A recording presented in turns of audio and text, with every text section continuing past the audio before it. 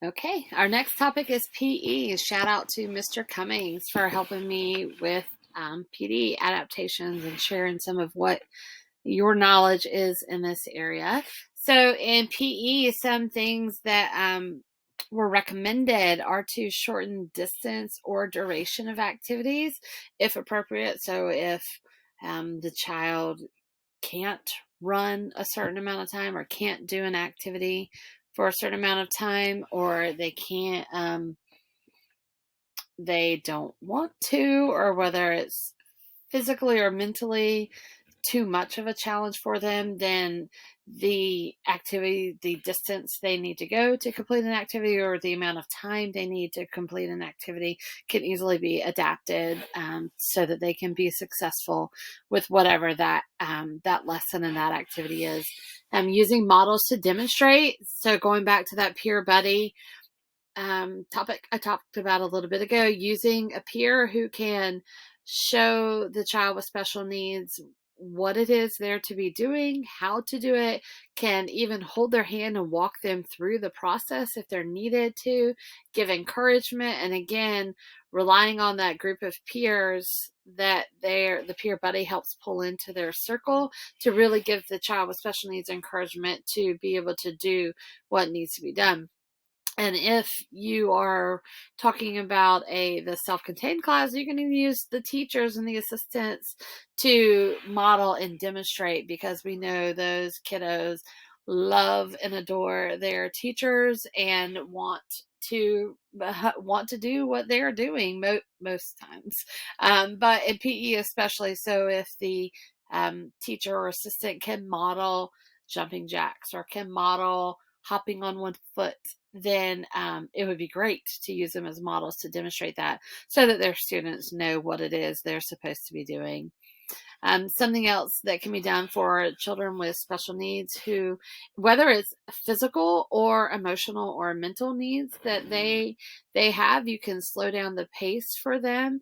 You can provide rest periods as needed. So kind of like the chunking instruction, you can chunk the physical activity that they are expected to do so that they can take brain breaks as they need. Even from PE, you might need a take a step back for a minute, or if the volume is too loud and they need to remove themselves from the sound, or if they need rest because they're out of breath, or because walking is a challenge for them, then slowing down the pace and providing rest periods as needed would absolutely be a great adaptation to utilize in the PE classroom.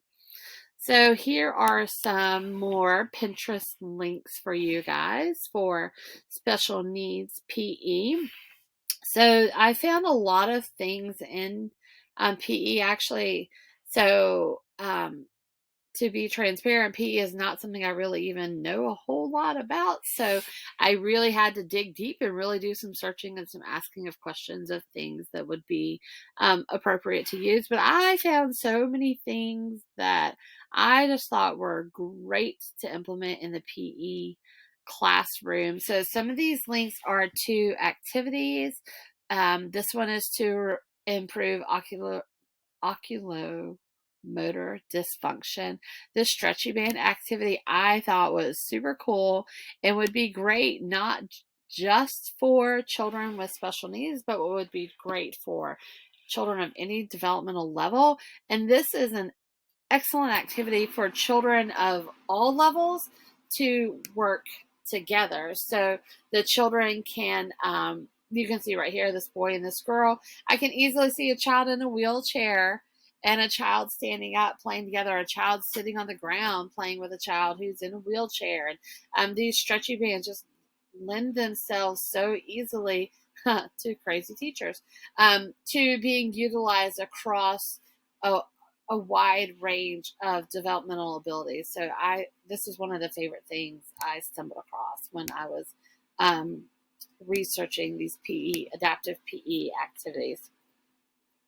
Also, something that's important to know, while I said the word adaptive PE, a lot of our children with IEPs have adaptive PE on their IEP. So that's important as PE teachers to know that if they're supposed to have adaptations in PE, got to make sure we're giving them what they need and meeting their goals on their IEP so that they have access to the curriculum as they are expected to. So here is a link for Adapting Fun for Everyone, physical activity for people with disabilities. This is about different types of equipment that can be modified. So you can see here these boys are playing floor hockey. And you can see there they've adapted this piece of equipment so the child in the wheelchair can play by using his arms to control the hockey stick. Sorry, again, I'm PE, not my strong point. The hockey stick, and he can play with a child who can walk, and they can play together and still enjoy the activity together. Some yoga poses, great for children with special needs, really great for all children.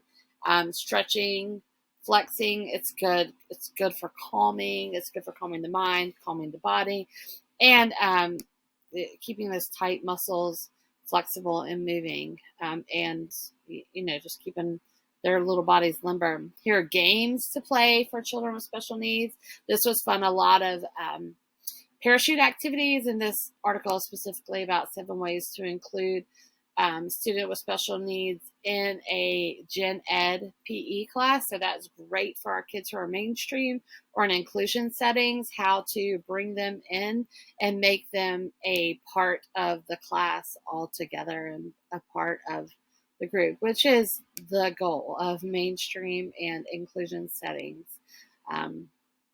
across the board. So these are some gross motor exercises, which is great. I know our PTs out there would love these gross motor activities. Here are some more adaptive games that can be played.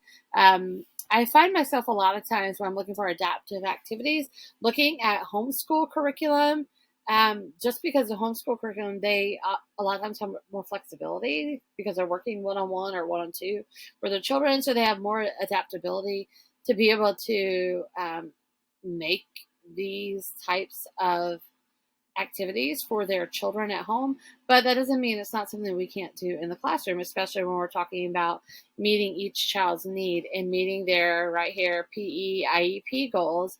The homeschool curriculum a lot of times can really help with that, finding ways of breaking it down for the individual children to get what they need. These are PE visual supports, kind of like the schedule we shared in music. These are visual cards of demonstrations of what it is you want the children to be doing. There are some great lesson plans here. This is on Teachers Pay Teachers, but it's a free resource on there they have some paid things, but this particular one is free that you can access to. So anyway, there's a lot of great things there for PE. Okay, so that is it for PE, and we are going to get ready for our last topic, which is going to the media center.